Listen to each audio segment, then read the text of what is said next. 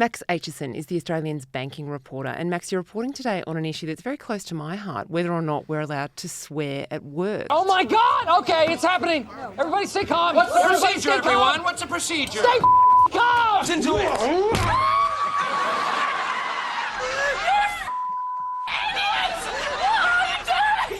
Well done, Paul. You're back on the payroll.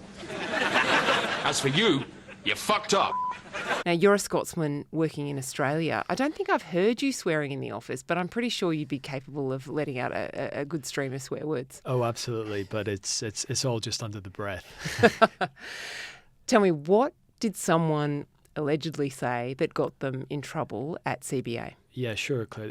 So there was a chap called Bradley Duff, who was a property finance director within CBA's major client group. And he's been sacked and he's suing the bank as a result. But he was sacked for allegedly standing over, in inverted commas, a junior colleague and saying in a raised voice, "Do you want to get the deal done or not? And if you can't get it done, let me know." In addition to that, he's alleged to have touched the same colleague on the shoulder at another meeting and said, "You can do it," with friendly encouragement, we are led to believe. While they couldn't determine whether there had been contact made, Mr. Duff admitted saying at another meeting or to someone else, "Calm the fuck down," at one stage. CBA, while it was getting an external firm to investigate, put him on leave. The external firm, and we don't know who they are, they're unnamed in the court documents, but they upheld the misconduct findings, and yes, Mr. Duff was sacked. Now he's suing the bank. Mr. Duff claims that none of his behaviour warranted misconduct, none of it was bullying, none of it amounted to something that he should have been sacked for.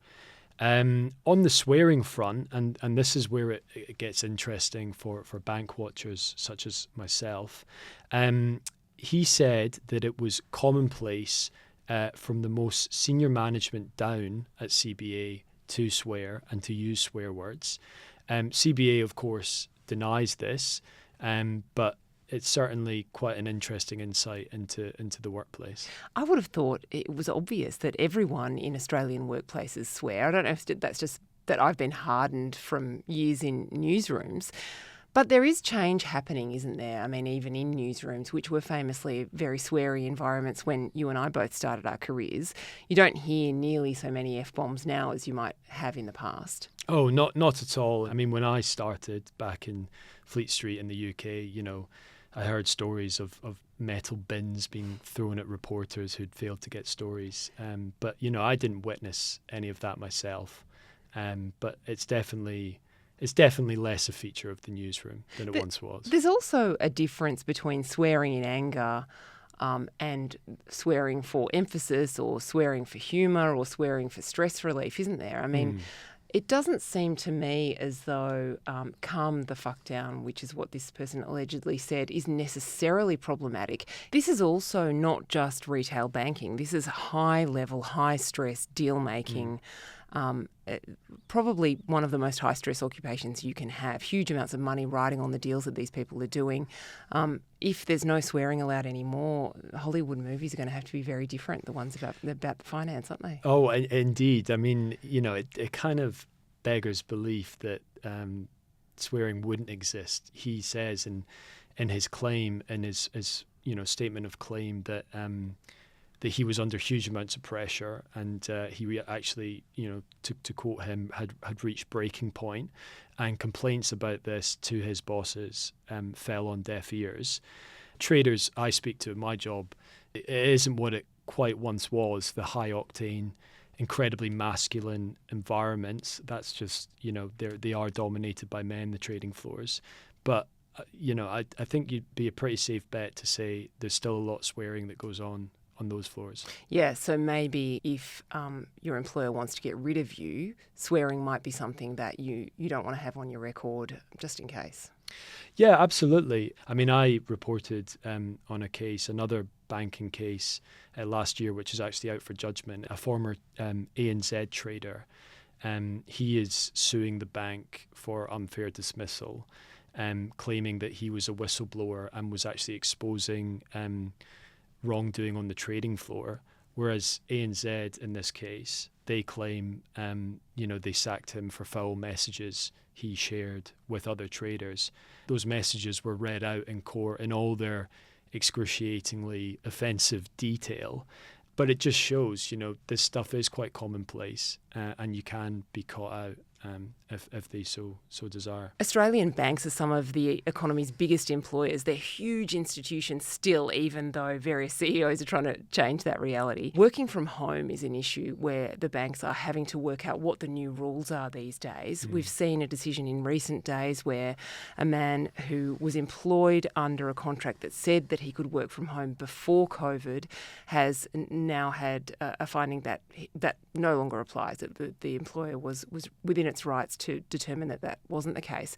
But it went the other way for another bank, didn't it, late last year? What was that case? Yeah, indeed. This was in October, and it was Westpac.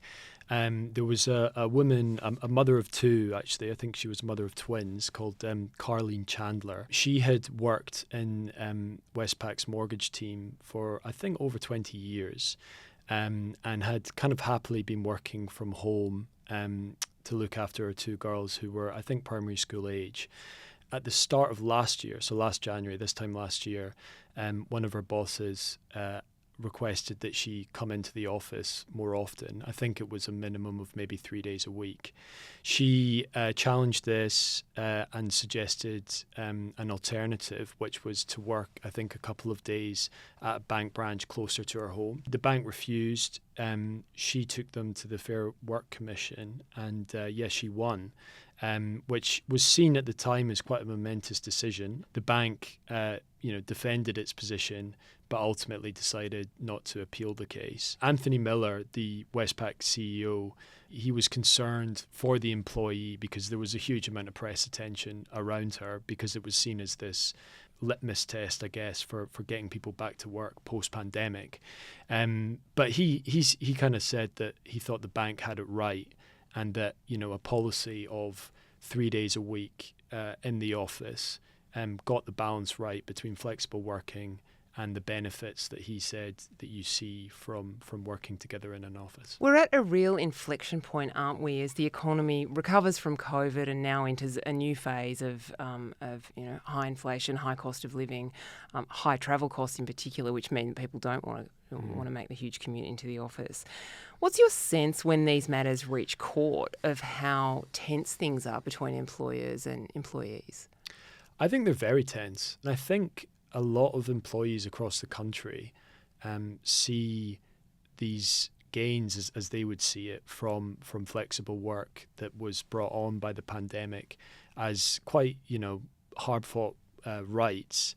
And to have them taken away would really, alter their life.